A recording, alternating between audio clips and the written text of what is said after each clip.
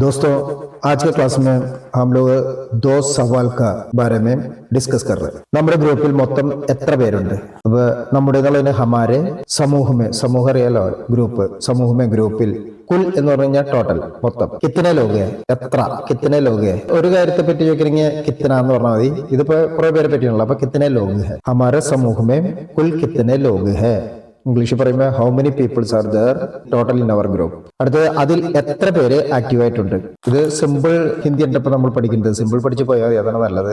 പിന്നീട് നമ്മൾ തിരിച്ച് ഉയരത്തിലേക്ക് പോകാം. ഡിസ്കഷനിൽ നമുക്ക് പുതിയ വേർഡുകൾ കിട്ടും. പിന്നെ 1-2 വേർഡുകൾ നമുക്ക് ഉണ്ടാക്കാം. ഞാൻ ഇതിൽ തരുന്നുണ്ട് ഓരോ ക്ലാസ്സിലായിട്ട്, അത് പഠിക്കാം. അതിൽ എത്ര പേര് ആക്റ്റീവ് ആയിട്ടുണ്ട്. ഉന്മേസെ കിത്തനെ സക്രിയ ഹെ സക്രിയ എന്ന് പറഞ്ഞാൽ ആക്റ്റീവ്. ഓക്കെ, ഉന്മേസെ കിത്തനെ സക്രിയ ഹെ उनमें से कितने सक्रिय है. How many of them are active. നമുക്ക് ഇനി ഓരോ വാക്കുകൾ പഠിക്കാം. കണ്ണ്, കാത്, മൂക്ക്, നാക്ക്, ത്വക്ക് നമ്മുടെ ശരീരത്തിലുള്ള അവയവങ്ങളാണ്. അപ്പൊ കണ്ണിന് ആംഖേ, കാതിന് കാൻ, നാക്ക് മൂക്ക്, മൂക്കിന് നാക്ക്, നാക്കിനോ ജീബ്. 2 ദിവസം മുമ്പ് പഠിച്ചിരുന്നു ജീബ്. പിന്നെ ത്വക്ക് ത്വച്ച.